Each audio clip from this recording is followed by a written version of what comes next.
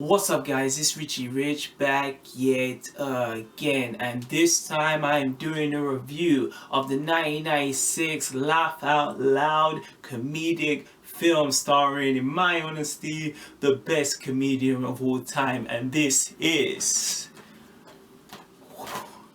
the Nutty Professor. Be sure to check this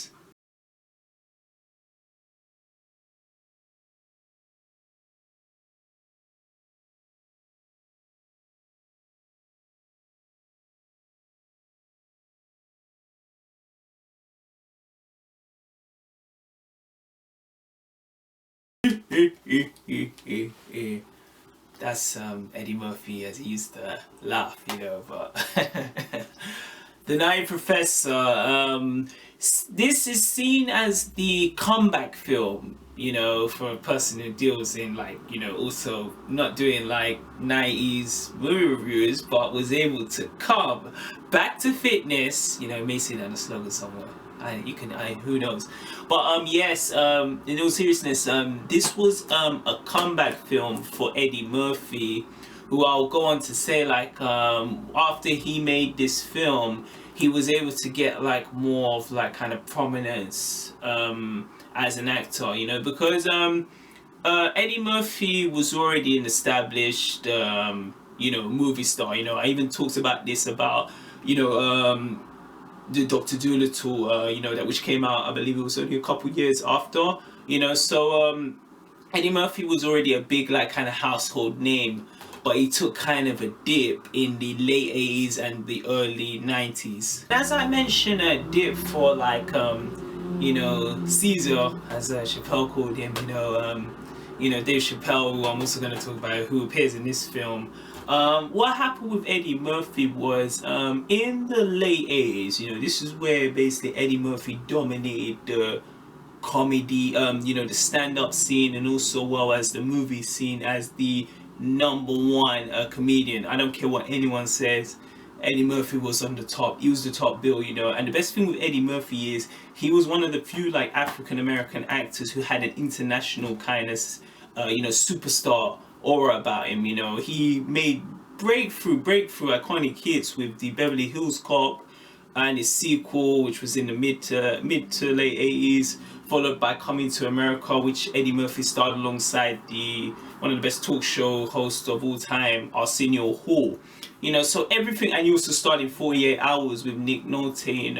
But what happened was, after the release of Coming to America, so he had hit after hit, Beverly Hills Cop, 48 Hours, and also I believe The Golden Child came in around that time as well. So The Golden Child was 80, 86, so he had a steady line of successful smashes, And what happened was, after Coming to America, it's I don't know what happened, everything just started to just go downhill. The first film, recognizable film that came out after Coming to America was Harlem Nights, which basically had an ensemble of pretty much with the biggest black comedians forever. You had Richard Pryor, you had Robin Harris, you had Red Fox, Eddie Murphy himself, Arsenio Hall, and just a lot of other black actors that appeared during them 90s, TV sitcoms and movies. Layla Rashawn also appeared in that. I think Eartha Kitt, she may have appeared in Boomerang, but all of them appeared in this movie which Eddie Murphy directed. Harlem Nights ended up becoming a box office bomb. You know what I mean? And it was not even just that it was a bomb, it was negatively received, and it just shows you can have the best actors, kind of like the Expendables, put an Arnold Schwarzenegger, Dolph Lundgren, Jean-Claude Van Damme, but it doesn't guarantee the movie will still be a good or successful film. After Harlem Nights, you had another 48 Hours, which was mediocre. Boomerang was it's one of my favorite Eddie Murphy films, but again, it wasn't seen as Eddie Murphy in his heyday. When you talk about Beverly Hills Cop film, it wasn't just seen as a black film. It was seen as the ones that can you know, you had movie posters. If you go back and just look at Eddie Murphy in the 80s, you have big pictures of Beverly Hills Cop posters of Axel Foley in his signature top, you know, waving his pistol, you know, on the I think it's that red automobile. You know, I'm not the best with cars, you know, but he became such an icon, you know. So when he came into films like Boomerang and you know, another 48 Hours, there was the one called the Distinguished Gentleman, and then also Beverly Hills Cop 3, which Eddie Murphy even noted that this was a bad poor choice with him, and then Vampire in Brooklyn. You know, it just seemed that for all the success that Eddie got in the 80s, it was just tearing down at just coming on towards the 90s era. So like with this film, you know, I'm gonna touch on the plot and that. I'm gonna talk about like you know, just the. It felt like with Nutty Professor, it was just an evolution of the superstar, you know, the icon, the legend of Eddie Murphy. Even if you see how Eddie Murphy is in this film compared to those movies in the 80s and The Golden Child and also Coming to America, Eddie Murphy has changed, you know. He's not wearing like even in them films he's wearing like a high top, you know, he had the goatee, you know, even the way he laughs, like it's all changed in this film, you know. You can see that Eddie Murphy went from the, you know, the superstar kid to the superstar man, you know. And there's like unsuccessful films, you know, from the late 80s to the early 90s, like led him to this point where he had to kind of change and evolve to kind of fit with the times, you know. And it was excellently demonstrated in this film. So like, yeah, what Nutty Professor is, it's I wouldn't say it's a standard story, but it's like it's a film that deals with like romance and kind of like self conscious issues, you know. So people who deal with kind of like body kind of problems, you know, and like self-confidence. You know, the film stars Eddie Murphy, who's playing two characters. He's playing Sherman, who's like a professor scientist who works at this college, you know, and also accompanied by Eddie Murphy is Jada Pinkett from Different World and Mrs. Will Smith. You know, we know how talented Jada Pinkett is, you know. So she's like the main supporting character to Eddie Murphy in this. And also you had Larry Miller, like if he's real cool comedian, he played in 10 Things I Hate About You with Julia Stiles and Heath Ledger. He also appeared in a film that is very like you know, like people don't like really rate that film, What the Worst That Could Happen, with Maya Lewis and Danny DeVito. And he also appeared in a few episodes with My Wife and Kids as like Damon Wayans, like Nemesis, you know. So real cool comedian. And also Jason Amez, who, you know, the Mexican dude, you know, who's basically the assistant to Sherman Klump in the college. Sherman Klump is basically he's not even just a like chubby guy. He's a significant obese man, and because of his size and the way how he is like seen to many, he suffers with self, you know, he doesn't believe in himself. He has low self-esteem. You know, there's a funny scene like when they're in a lecture in the early part of the film, all the kids, and he's like telling them about like the exam that's coming up, you know, and he's so close to the chalkboard because of his weight. He's writing down like, this will be the most important exam that you've ever got. And as he's writing it on the chalkboard, what's it like? His shirt is like wiping off the chalk, like what he wrote in that. You know what I mean? So, and then like the class always laughs and he's like, oh, I didn't mess, I made a mess of myself. You know, so it just shows that you know, he's a big dude, and like everyone else knows that he's a big dude, you know. And he's just so, he gets to a point he's just so sick and tired of being embarrassed. He's sick and tired of like, you know, being alone, you know. And this is where Jada Pinkett gets involved, you know, playing Carla Purty, you know, who I believe she works in there as like she gets transferred to work in that college and that. So what happens is like after that class session, you know, when after the class session where like he's made the laughing stock, Jada Pinkett's character Carla comes in and Eddie Murphy sees like love at first sight, and he just doesn't think like he is good enough to be with a girl, a big girl who looks like that, and this is actually as a comedic film, it's actually touching on real issues. I'm gonna be honest with the first one, to say that like I've sometimes seen like these like drop dead gorgeous girls, and you look at them and you honestly think like, you look at yourself, you're like, she'll never ever kind of take a chance on me, especially me back in the day, when I used to be, I didn't come back to fitness, things were not going good at all, I even suffered with that kind of like, didn't kind of believe in myself, so to kind of see this, even though it's someone on kind of the opposite side, he's like a beast, very intelligent, but still has like low self-esteem, I could kind of relate to them scenes when he sees, Jada Pinkett Smith, Carla Perfy for the first time. Sherman Club, he ends up like getting the cojones to finally ask Carla, Jada Pinkett's character, to a date, and the weeks before that, there's a montage of Sherman Club hitting the gym, basically it's like, I'm so excited,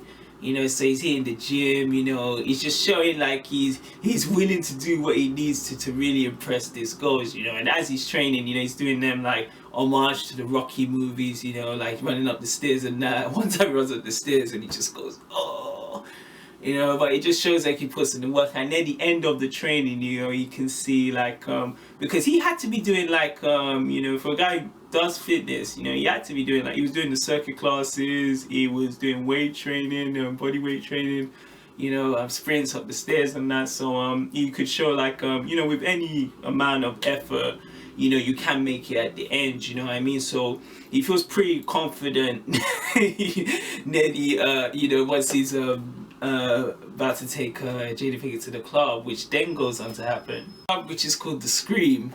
He gets in there, and I missed it then because like I watched Night Professor like, I think it was like maybe like early 2000s, like maybe late 90s, early 2000s the first time. I didn't know that was Montel Jordan who appeared, who was appearing on the show. He was singing something harmonies, which I'll talk about, but Montel and that. But he was on the stage performing. So when they go to the Scream, what happens is there is a comedian, So they got the musical performance, and for the guests, they have a stand-up comedian, This was in the height of the Def Comedy Jam, so like the announcer even referenced the comedian was off the Def Comedy Jam, and it just so happened to be Dave Chappelle, who like I don't need to spend all day talking about Dave Chappelle,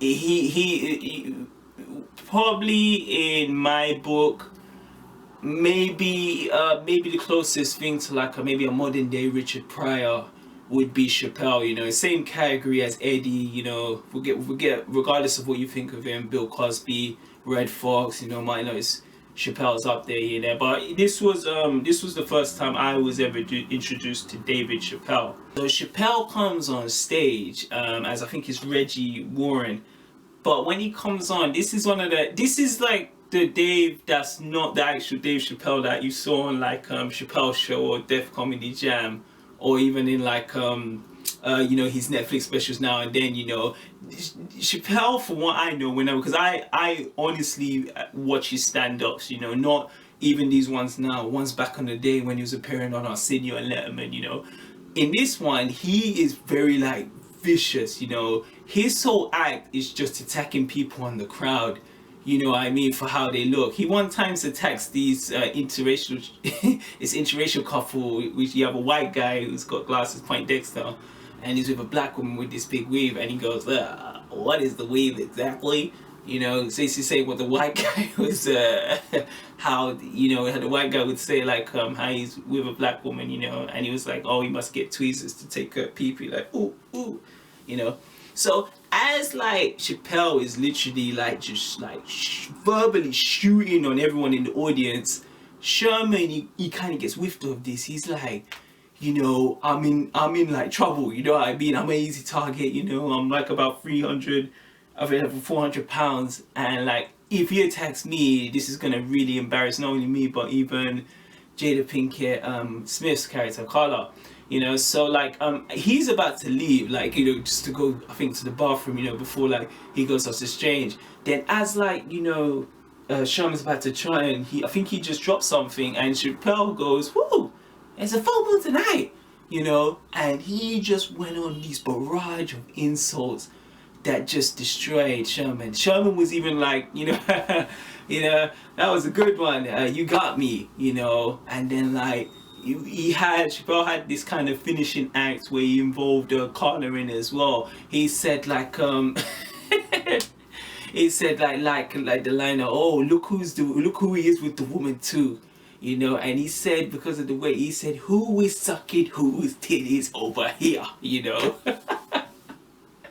The whole place was like dying of laughter at that, you know. And it just put him in this kind of single like person, you know what I mean? Like, everyone's laughing and he and Carla isn't. And you know, that for Sherman was the last straw. You know, he walks Carla back to her house, and you know, he's just saddened, you know. And Carla was like, you know, forget about him, he's a comic, you know, don't let that hurt who you are, you know, you're a good person and that, you know. And Sherman just like, he couldn't take it anymore. So what he happens is he goes back to the college's science like area, the division at night, and he makes up a formula, you know. I mean, maybe it's something he was working before, you know, but he makes it up, you know. And he has the potion and he drinks it, and the potion was basically able to make a 400-pound man like an average sized man, you know. So he drinks the potion, he kind of collapses on the ground.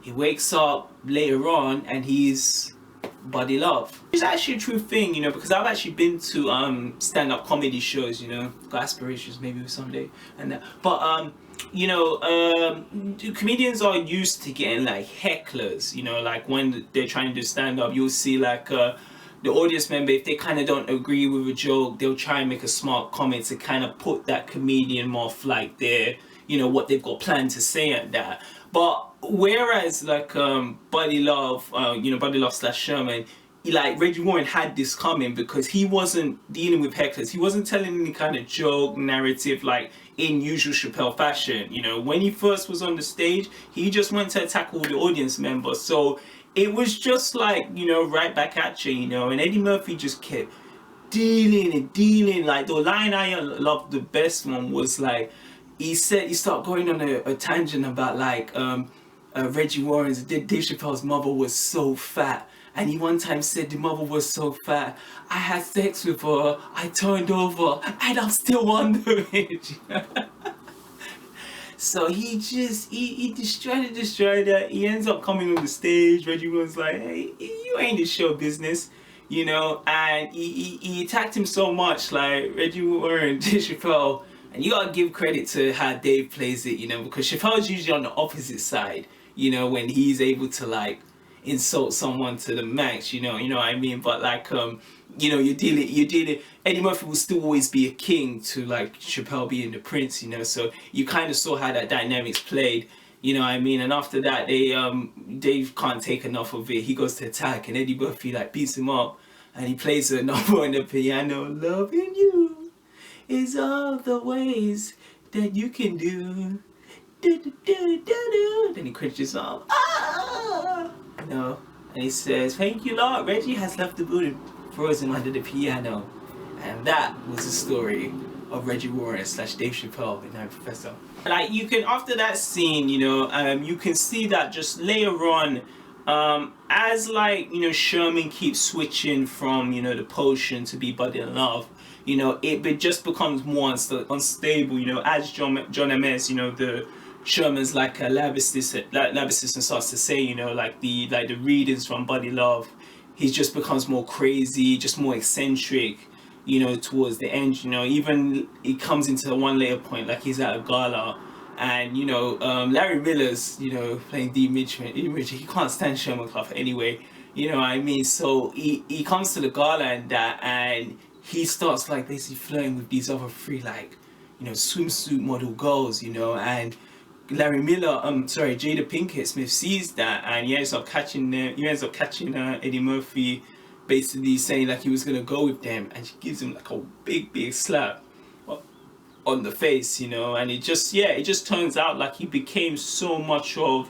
what opposite Sherman was, that he just didn't want like Carla, he wanted like the whole life, you know, the girls, the money, you know, the sex, drugs, and rock and roll, you know what I mean. So like what happens was like you know, towards like basically the third act, you know, Jada Pinkett, there's that crazy scene like when Sherman wakes up in the bed and he has those three girls from that gala party, and he just looks at them, he's like, you know. But then Jada Pinkett comes in and sees, because they had a party midnight, you know, and you know, Jada Pinkett comes in and he sees that like, you know, Sherman and Buddy probably were sharing the thing, because she didn't know that they were the same person, you know. Sherman just used to say like this was like a friend of mine, you know what I mean, because even when you see them like with all the makeup and the prosthetics put on Eddie, they look like completely different characters.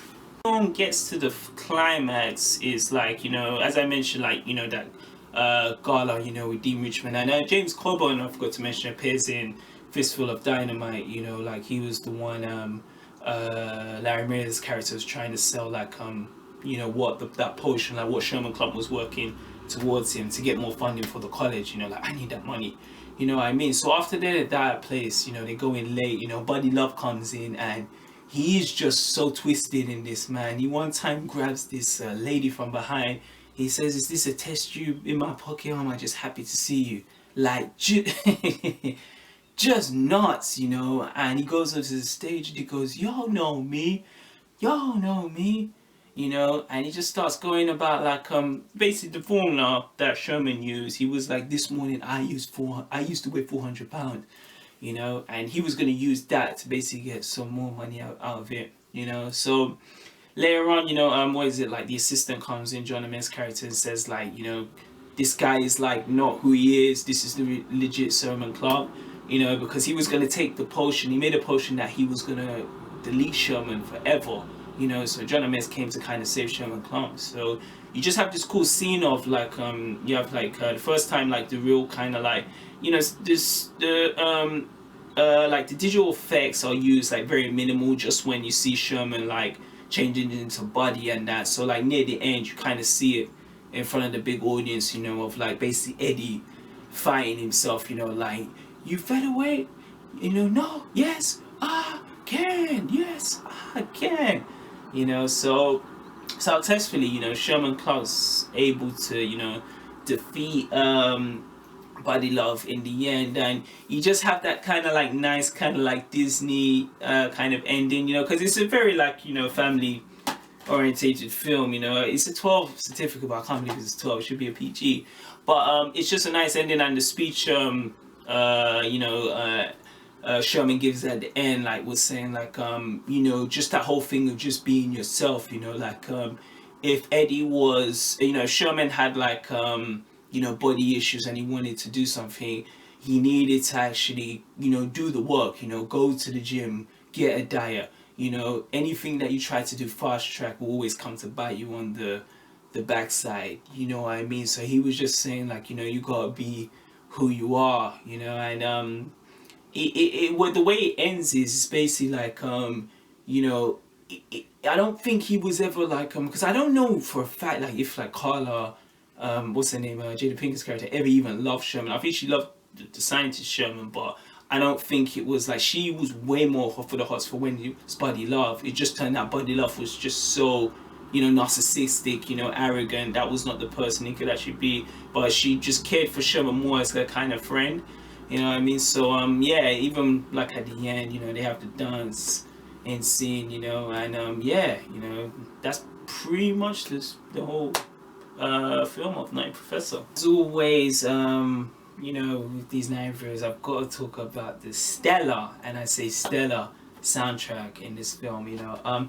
As I mentioned, you know, for Montel Jordan, who performs the single or Something for the Honeys, he became a big R&B kind of superstar, you know. That album that he debuted in 1996 which had Something for the Honeys, This Is How We Do It, you know, those singles kind of elevate to Montel Jordan to like in all honesty, like an iconic status. You know, even to this day, you know, I was even watching that show that what's it, Kiki Palmer and I think it's Jason, the ex NFL player, was on, and they're all still playing that tune. You know, this is how we do it. They still play it in basketball kind of halftime shows. You know what I mean? So it was nice seeing Montel Jordan doing like a performance. You know, when they get into the club Scream. You know, which was cool. Had music from Foxy Brown, LL Cool J, and also Jay-Z, who you know, this is when he started to really, I think he was still with Damon Dash at the time, you know, but he was still working on his early you know, soundtracks, you know. So Ain't No Nigga appeared on this, you know, which is a great album. I think on that album he also had a Feeling It, you know, which is a great tune, and he went on to make, you know, Sunshine, Ain't No Sunshine. Who would I recommend Nutty Professor? Like, so like as I said, like the Nutty Professor film came like at a perfect time, like when Eddie Murphy was just not doing too well in Hollywood, you know. Those stream, I think the one that really beat him was he says it's Beverly Hills Cop 3, but I honestly, and I'm pretty sure other people believe it's Vampire in Brooklyn, you know. It's like I only supported that film because Eddie was in it. What's her name was in it, Alan Payne was in it, Angela Bassett, you know. So I watched Vampire Brooklyn, which just came that year before, you know, and you know, just watching that film, it's like because what I forgot to mention is Eddie, like as I mentioned about Vampire Brooklyn, Eddie was very good, probably one of the best people at playing the whole multiple characters, you know. And this is when like okay, you know, you got your standard character, like for the scene in the big scene in Night Professor, you know. So when like Sherman invites Carla over, Jada Pinkett, to see Sherman's family, and you know, you have the dad, the mother, the grandma, and also the brother, and that's all Eddie, you know. And it's crazy when you see that, like Eddie was able to play the grandma, and it was just unrecognizable, you know. He was just a king at doing this. And what I love, because the last time you saw Eddie do this was in Coming to America, when him and Arsenio would like play those multiple characters, you know. There's been so much stories like way Eddie gets into character, you cannot even see like that's Eddie. It's really due to the impact of this film, you know. We got the, I would say like the Eddie Murphy Family Man films, you know. You had like you know, Dr. Dolittle, you know. You had like I'm not gonna mention the ones that he probably was just going for a paycheck, but you know, you had the Shrek films, you know. I don't think if it wasn't for this, like you could have had like Donkey and Shrek. You get what I mean? Because even though they're two different characters, just Eddie being able to fit in that family kind of oriented field. Because there's some stand-up comedians, especially like Eddie, who was like legit raw in the beginning, you know, to go into that kind of family role. It was, maybe at the time it was very unexpected. I would definitely say like if anyone is a fan of like Dr. Dolittle, it's not like the best film, but you know, just being Eddie in there and Eddie playing it straight, I loved it, you know. If they're looking for something other than, because I've always said like you know, I look at Eddie from the 80s, the 90s, and the 2000s, you know. You know, my favorite Eddie obviously is the ones in the 80s, you know. I think he was at his height with like Beverly Hills Cop, Golden Child, 48 Hours, and Coming to America, you know. But in the 90s, which was kind of like, you know, not the best the beginning with this, and definitely the Life film with 99 with Martin Lawrence, and that, these were definitely the top films. And you know, if you're a fan of the Life movie as I am, definitely check out Nutty Professor. You guys, that is my review of 1996 Nutty Professor starring Eddie Murphy. Please guys, if you've seen Nutty Professor, tell me your thoughts about it. Tell me what you felt like of, you know, Eddie Murphy coming back to the scene, to becoming like the you know, best comedian in my opinion. Let me know what you know, who's your favorite comedian, you know, of all time. You know, it could be the other comedian, Dave Chappelle, appears on this. You know, do you think Eddie Murphy is a better comedian, Dave Chappelle? Just drop your comments, we can have a discussion about this. But stay tuned, as always, every Tuesday we got another review coming out, which guess what, which will be coming very soon. But when that day finally arrives, I assure you that Richie Rich will be back yet again. You thought it was that hand, but you're wrong. It's peace to fingers.